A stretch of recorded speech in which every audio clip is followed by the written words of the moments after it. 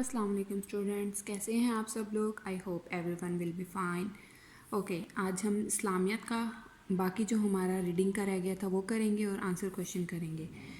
और third one है अंजील। ये किताब हज़रत ईसा अलैहिस्सलाम पर नाजिल हुई। फोर्थ है कुरान मजीद। ये किताब हज़रत मोहम्मद सल्लल्लाहु अलैहि वसल्लम पर नाजिल हुई। कुरान मजीद सबसे आखिरी किताब है। कुरान मजीद अरबी ज़ुबान में है। अब इसके बाद कोई और किताब आसमान से नाजिल नहीं होगी। कुरान मजीद दूसरी तमाम आसमानी किताबों से अफजल है। इनमें लोगों की भलाई और हदायत की बातें की गई हैं। कुरान मजीद का एक हर्फ पढ़ने से सवाब यानी 10 नेकियों के बराबर है। कुरान मजीद आप सल्लल्लाहु अलैहि वसल्लम पर तकरीबन 23 साल के अरसे में नाजिल हुई। इसमें कुल 30 पारे और 114 सूरतें हैं। 30 पारे और 114 सूरतें हैं। कुरान मजीद मौजूद तमाम बातों पर अमल करना हमारे लिए ज़रूरी है।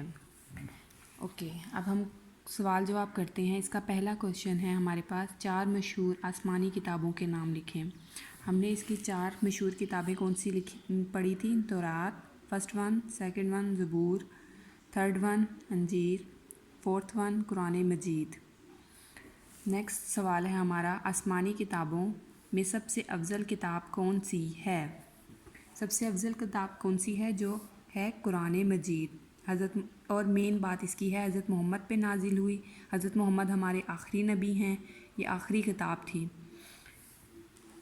ओके, आज का आपने ये क्वेश्चन याद करने हैं और ये आसमानी किताबों में जो मेन बातें हैं। फॉर एग्ज़ाम्पल, इस दुनिया में तकरीबन कितने लाख पैगंबर या नबी आए? 1,24,000। ये आपको याद करने वाली बातें हैं। ओके, अल्लाह हाफिज़।